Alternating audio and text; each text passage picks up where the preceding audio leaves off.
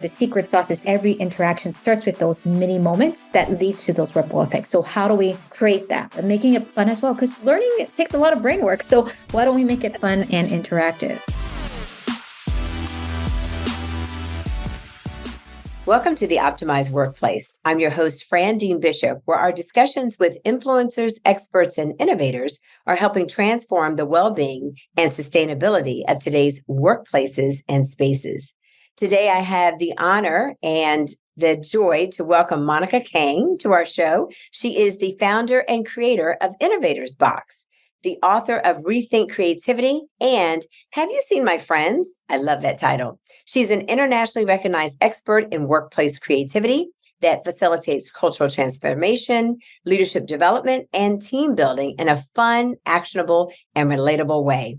Monica works with clients all over the globe, Fortune 500 companies, Ashoka Changemakers. I'm very familiar with that nonprofit organization, as well as NSMDC, WeBank, and prior to InnovatorsBox, she was actually a nuclear non-proliferation policy expert. Wow, that's a lot to unpack. So let's see how her journey began. Monica, welcome to the show. Thanks for having me. It's fantastic to have you. Thank you so much. So with that introduction, you must unpack for us, including me first in line. How in the world did you make the transition from nuclear policy to creativity in the workplace? I know it's actually a really great networking session intro line to break the ice, what your old job is in your current job. It was really because I was stuck in my dream job, and I realized how important creativity and mindset is to bring out your best potential. And this is me speaking where I really, with many of the type A's and extra working, hardworking people that resonate, I felt like I did everything by the books of like, I worked hard, I got all my grades, I got all the internships, also those who know in DC, it's really tough to navigate, being underpaid and, finding those government opportunities. So I was really proud and excited to not only have paved that way through, but found a niche that I thought was really exciting and unique. Nuclear weapon security, a big jargon term, but really, how do you navigate helping train? There's all these different tiers in nuclear weapon, but particularly was in the angle of how do you prevent the bad guys from basically keep spreading the nuclear weapons and educating countries understand what to do for border security and safeguards, so that way they know how to address when forensics analysis needs to happen and what to do when you work with the scientists. And so I got to be in the fun part of being kind of managing those different projects, being in the middle bridge, working as a contractor and all of that jazz. So resume sounds great, get to travel to cool places, work with amazing people. And yet I came back home always feeling miserable. And it was so confusing. I'm like, what is wrong? Am I being the overachiever? Am I wanting something more? And strangely enough, and I think Fran, and I think everyone who's probably, who's listening is like, oh, you're not strange. That happens all the time. And I think the irony is like, why is it that we take that as an okay thing? So I wanted to figure out, why are we taking that as normal? Like us just complaining about work all the time after work and being stuck and stressed. And I wanted to do something about it. And for me, the short answer was, all in hindsight, what helped me was creativity. And when I did find that secret sauce, I wanted to figure out how to help more people, if that helped me get out of it. And so wasn't as easy journey as the line says, but it definitely left me humbling and appreciating even more so of those opportunities when I do get to be around good people and learn and grow.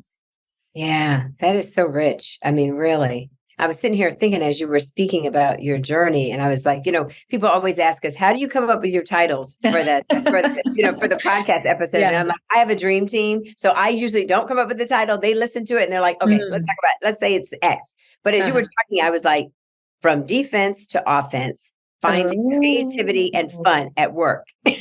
I love that. I'm naming this one. I'm naming it because I think that's exactly what you did. I'm honored. That is amazing. I mean, that's what a journey. Like you were having fun with what you were doing. You dream job, like you said, but at the same time, you realized there was still a whole lot missing.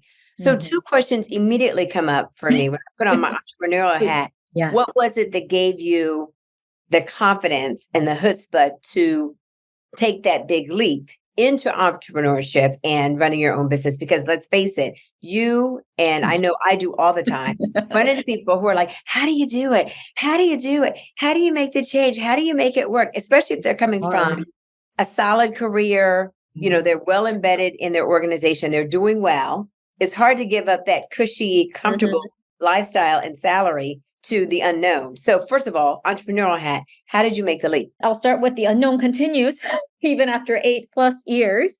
And hence the humility with it. So I didn't know back then if it was the confidence. So I think it was more because like I've tried everything I could. So at the beginning, I thought of initial normal people like, great. Oh my gosh, it's so great. I should find a company who does this so I can work on this mission and help more people.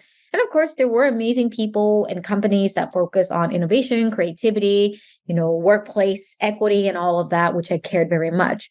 But there was this kind of gap that I continued to find, which is like, if this is something so equitable and accessible and truly like something that it's all for all, why is it that we only see traditional trainers who are often not just white men? And there are a lot of great people. I want to make that very clear. I'm not trying to, She's not bashing anybody. That. Yes. No guilt. No guilt. Yeah. Lots of great experts, appreciate all the work they do. But if it's truly for all, why are we only seeing from one voice? And also from one industry? A lot of them are often, and again, thanks for all the research, but from traditional education, right? Psychology, organizational development, traditional creative arts. And the more I learned about creativity, innovation, and kind of people development is that it's truly a skill that you can hone. That is something that we all have. We all just do it very differently and very in different ways. And I realized I'm not seeing that. So what if I just start with something small? And this is hence the advice I do give people when they're like, geez, I'm kind of trying to think about if I want to do something full time. Should I do it tomorrow? I'm like, no, wait.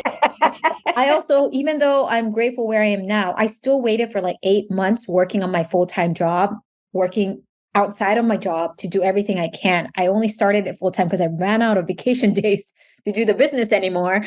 If I could have stayed longer, I think I would have not forced myself to run into that financial stress early because it gave me the time to ideate. It gave me the time to do all these like different exploration, build my first product, my first card game, my first community events, and bringing people and taking the real feedback.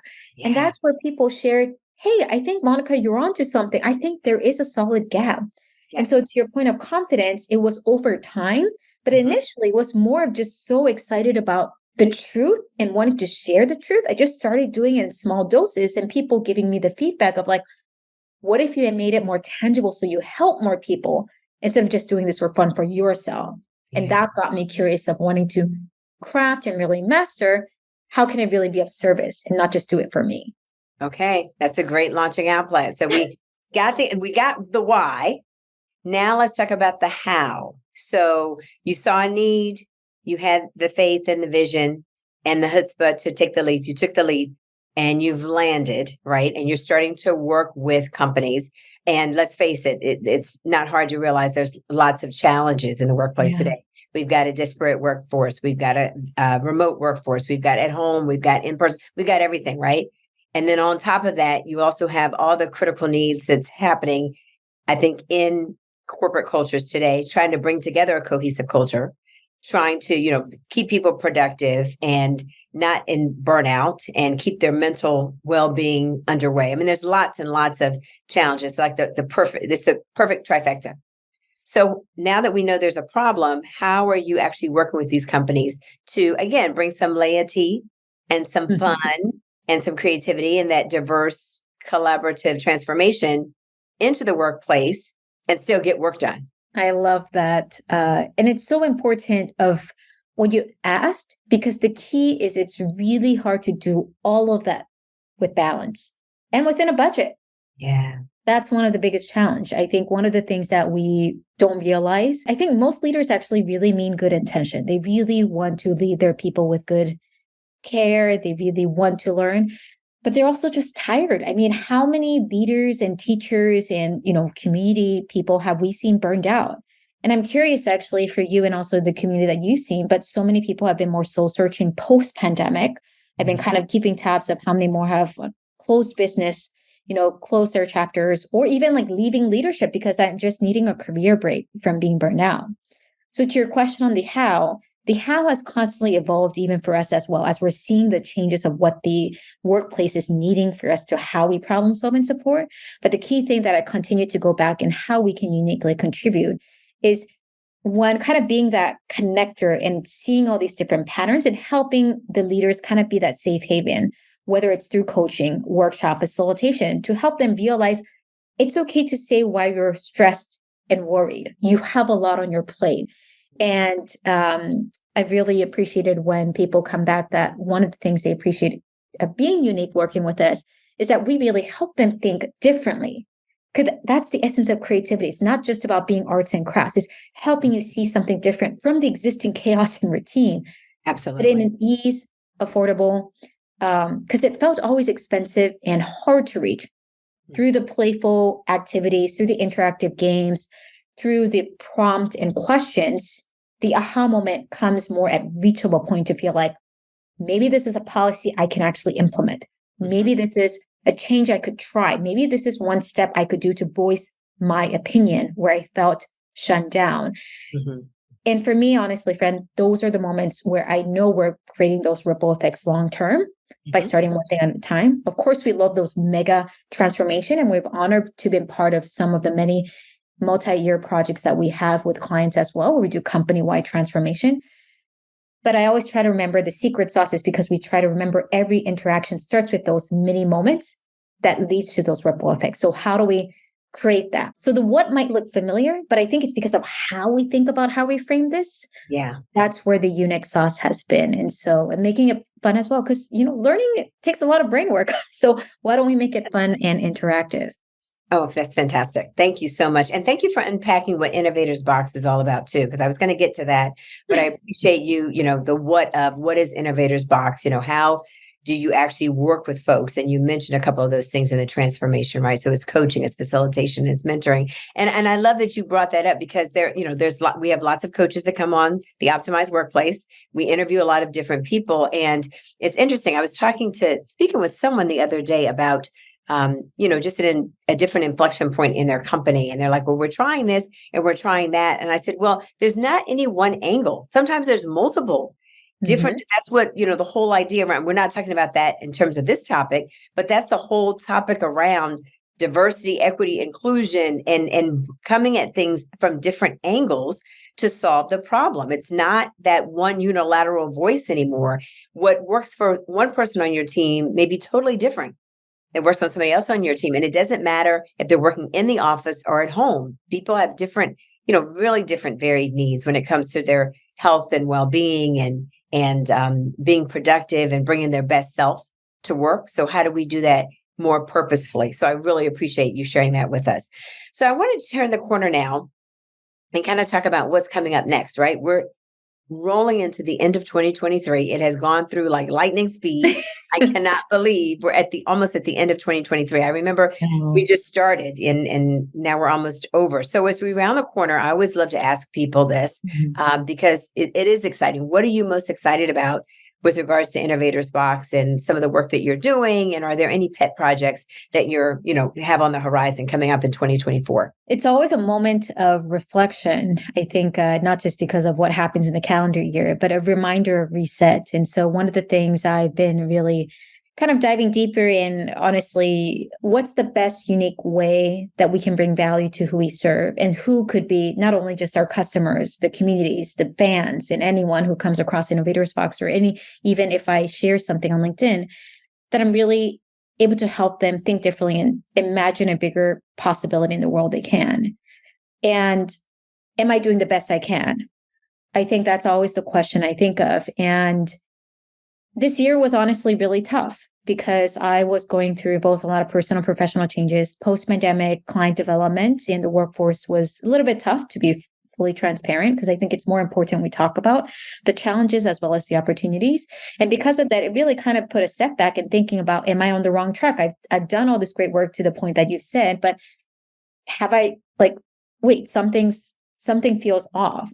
And so I've been doing a lot of deep reflection to honestly reflect to see what's then perhaps the next how, the why is still the same, but maybe I'm limiting myself with the how because of what worked in the past to think what could work in the future. So I do know we want to continue to expand on our bridge building relationship, which is, whether it's through our creative content, whether it's collaborating, with other experts like yourself, wanting to expand and share the knowledge, me doing more writing and podcasting as well, equally to help amplify other people's messages and story, kind of being that bridge builder of innovators in knowledge is something and topics that I feel like we need to talk about that were not being addressed. We want to be that kind of honest first friend of like, hey, I know when you come to InnovatorsBox, these are honest conversations about the workplace and economy and leadership that I couldn't talk about, that felt taboo, that I could, so that I could be a better leader. Yeah. And I think I'm still working on all the different angles, but that's kind of the bigger picture I've been thinking a lot about that's been coming forth.